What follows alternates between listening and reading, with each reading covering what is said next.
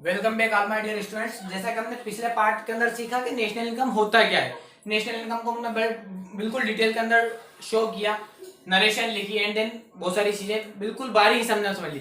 अब हम समझते हैं कि नेशनल इनकम बनती कैसे, नेशनल इनकम के अंग कितने होते हैं। तो नेशनल इनकम इन 4 पार्ट से मिलकर बनती है। नेशनल इनकम के अंदर ग्रोस, नेट, आपने वर्ड सुना था, gross domestic product, net domestic product and then net और डोमेस्टिक और नेशनल यहाँ पे आ गया है, और product and then market price और फैक्टर प्राइस। तो यहां से यहां तक का पोर्शन तो जैसे मैं आपको पहले समझा के गया हूं।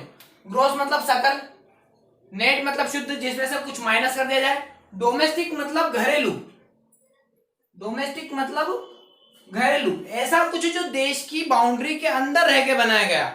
जैसे कि कोई विदेशी कंपनी आपके देश के अंदर आई, उसने वहां पे प्रोडक्शन किया एंड देन इनकम जनरेट की, वो ग्रोस डोमेस्टिक प्रोडक्ट में जाएगा, मतलब देश की बाउंड्री के अंदर काम हो रहा है। और नेशनल मतलब देश का नागरिक देश की सीमा के अंदर काम करे या देश की सीमा के बाहर काम करे, मगर उसने इनकम जनरेट की है, तो वो नेशनल इनकम के अंदर कैलकुलेट होती है। तो नेशनल, उसका प्रोडक्ट, प्रोडक्ट मतलब आपको मालूम ही है उत्पाद, कोई भी सामग्री। अब यहाँ पे आती है मार्केट प्राइस और फैक्टर कॉस्ट। ये दो चीज सबसे ज्यादा इंपॉर्टेंट रहती है, जिसके बेस पे हम नेशनल इनकम को कैलकुलेट करते हैं। मार्केट प्राइस से पहले हमको समझना पड़ेगा फैक्टर कॉस्ट क्या होता है। फैक्टर कॉस्ट और मार्केट प्राइस के लिए मैंने यहाँ पे लिख रखा है, आप पहले नोट कर लीजिए एंड देन मैं फिर बताता हूं आपको। फैक्टर कॉस्ट, फैक्टर कॉस्ट के अंदर क्या होगा, किसी भी देश के अंदर या बाहर देश के नागरिक द्वारा या विदेशी नागरिक, जैसे देश की बाउंड्री के अंदर की बात करें तो विदेशी नागरिकों द्वारा और देश के नागरिकों द्वारा जब कोई भी चीज का प्रोडक्शन किया गया, तो उस चीज को मैन्युफैक्चर करने में, प्रोडक्शन करने में जितना भी खर्चा आया है उन सबको जोड़ देना, ऑल फैक्टर्स ऑफ प्रोडक्शन, सारे खर्चों को जोड़ दिया जाता है, तो वो बनती है फैक्टर कॉस्ट। मगर इस फैक्टर कॉस्ट के अंदर जब हम जोड़ देते हैं टैक्सेस को, जो गवर्नमेंट को टैक्सेस जाते हैं, या अदर कंट्रीज, हमारी कंट्री के अंदर प्रोडक्शन करने में, हमारी कंट्री से अदर कंट्री में एक्सपोर्ट इंपोर्ट करने में जो खर्चा आता है, जो टैक्सेस लगते हैं, उनको अगर हम ऐड कर देते हैं, जोड़ देते हैं, तो जो हमें पता चलती होती है मार्केट प्राइस। तो फैक्टर कॉस्ट मतलब के जो आपको स्मॉल में लिखा रहेगा, ये बताऊंगा मैं।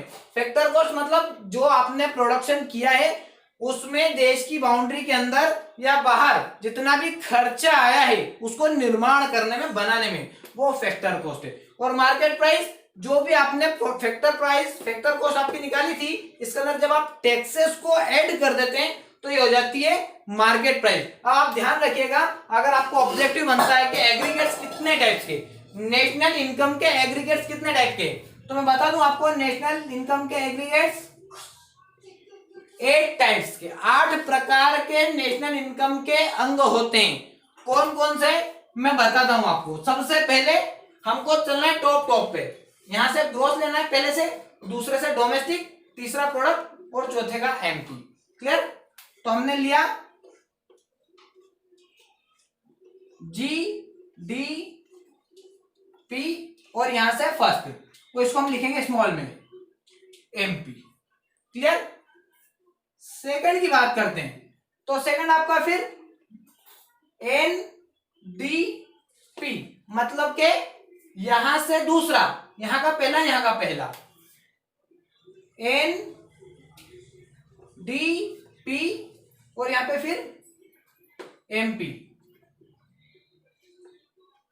तीसरे पे बढ़ते हैं हम, तो तीसरे पे फिर यहां पे आ जाओ, जी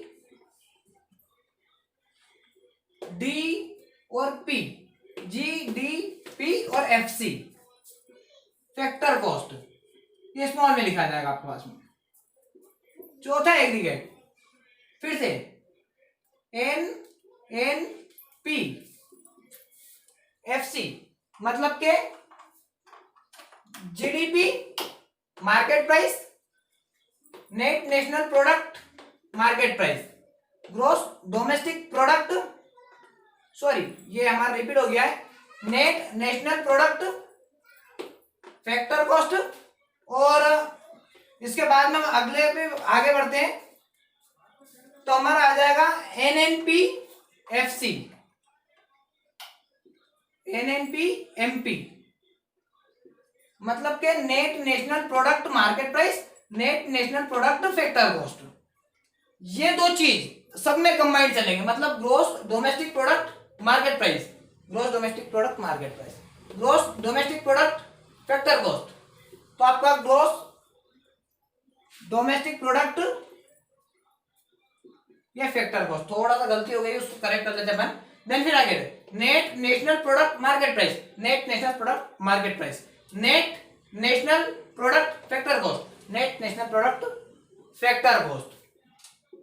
पांचवें पे हम आगे बढ़ते हैं, तो पांचवें पे हमारे पास में आएगा gross national product market price, तो GNP MP। और 6 GNP FC, ये कैसे आया? Gross national product market price, gross national product factor price.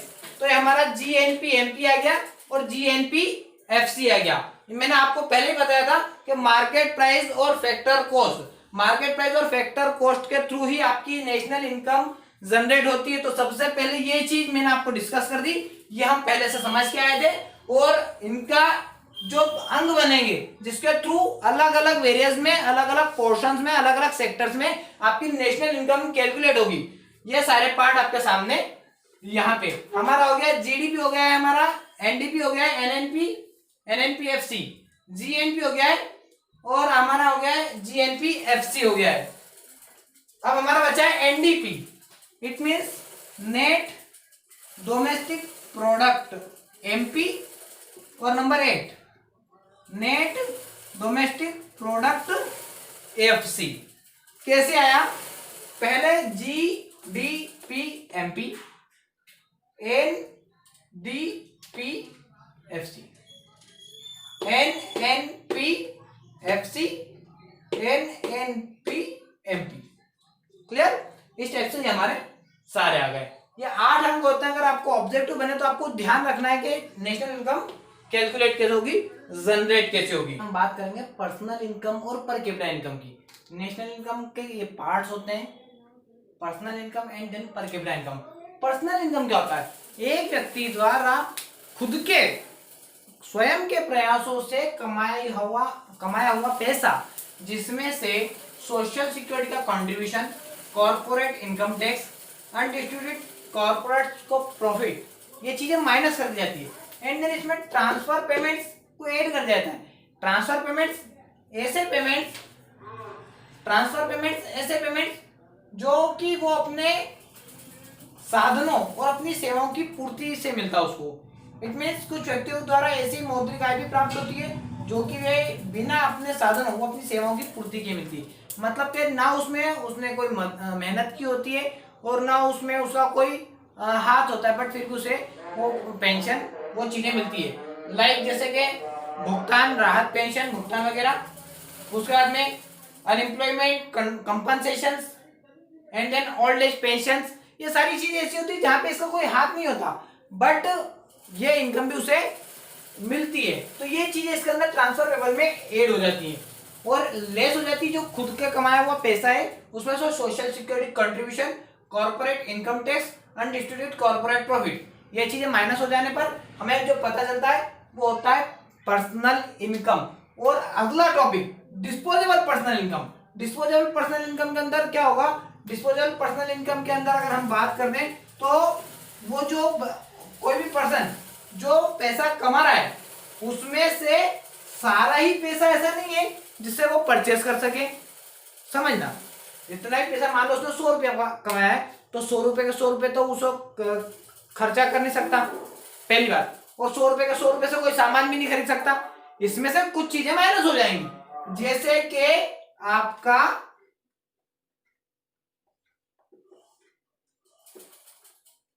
Taxation. अगर आपका टैक्सेशन यहाँ पे माइनस हो जाता है, इसके बाद में जो ये जो सारी चीजें हैं इसमें से अगर हम टैक्सेशन और माइनस कर देते हैं तो हमें पता चलता होता है डिस्पोजेबल पर्सनल इनकम। मतलब के अब जो बचा हुआ पैसा है वो कैसा है? व्यय योग्य है। मतलब के खर्चे योग्य, मतलब के जो भी उसने पैसा कमाया है उसमें से हमने जब टैक्सेशन माइनस कर दिया तो बचा हुआ पैसा कैसा है, खर्चा करने योग्य। टैक्स हो, गाड़ी की किस्तें हो, इंस्टॉलमेंट्स हो, ये सारी जब माइनस कर देगा तो जो पैसा उसके पास अब रिमेनिंग बचा है ये खर्चे योग्य, मतलब डिस्पोजेबल पर्सनल इनकम है। मगर एक और चीज, पर कैपिटा इनकम। पर कैपिटा इनकम क्या, पर कैपिटा इनकम वो इनकम जो प्रति व्यक्ति की, पर पर्सन की इनकम को स्पेसिफिकली शो करता है। प्रति व्यक्ति हर एक इंसान की, किसी भी देश के हर एक इंसान की आय को पृथक पृथक रूप में, अलग अलग रूप में शो करने का काम करता है, वो होता है पर कैपिटा इनकम। पर कैपिटा इनकम निकालने का बिल्कुल सिंपल सा फॉर्मूला आएगा। इसमें एक फॉर्मूला लगता है जिसमें टोटल नेशनल इनकम, जो हमारी संपूर्ण सकल संपूर्ण पूर्ण जो नेशनल इनकम आई थी, उस नेशनल इनकम में से हम जो जनसंख्या है उसको माइनस कर देते हैं, तो जो हमारे पास निकल के आता है वो क्या होता है हमारा पर कैपिटा इनकम हमारी निकल के आती है। जैसे कि लगभग 2011 में 2011 में हमारे पास में टोटल जो नेशनल इनकम आई थी वो थी 60 लाख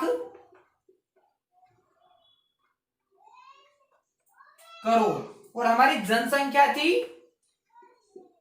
120 करोड़। तो 60 लाख करोड़ को हमने 120 करोड़ से 120 करोड़ से डिवाइड किया तो हमारी पर पर्सन इनकम आई, पर कैपिटा इनकम 50,000। मतलब के 2011 में हमारे देश में हर बंदा कम से कम 50,000 रुपए कमा रहा था। क्लियर आपको? अब ये पर कैपिटा इनकम कैलकुलेट क्यों की जाती? पर कैपिटा इनकम कैलकुलेट करने का बिल्कुल सिंपल सा कॉन्सेप्ट है कि देश के अंदर के नागरिकों की इनकम कितनी है, आय कितनी है, और इस आय के बेस पे, इस आय के मदद से उनके जीवन स्तर में वृद्धि हो रही है या नहीं हो रही। अगर नहीं हो रही है तो इसको बढ़ाने की जरूरत है, और अगर बढ़ रही है, अगर अच्छा जीवन यापन चल रहा है तो उसको मेंटेन करके रखने की जरूरत है। यह पर कैपिटा इनकम के द्वारा गवर्नमेंट कैलकुलेट करने की कोशिश करती है। नेशनल इनकम के द्वारा पूरे देश की इनकम पता चल जाती है, और पर कैपिटा इनकम के द्वारा उस देश के किसी एक व्यक्ति की स्पेसिफिकली हमें इनकम पता चल जाती है। ये होता है पर कैपिटा इनकम।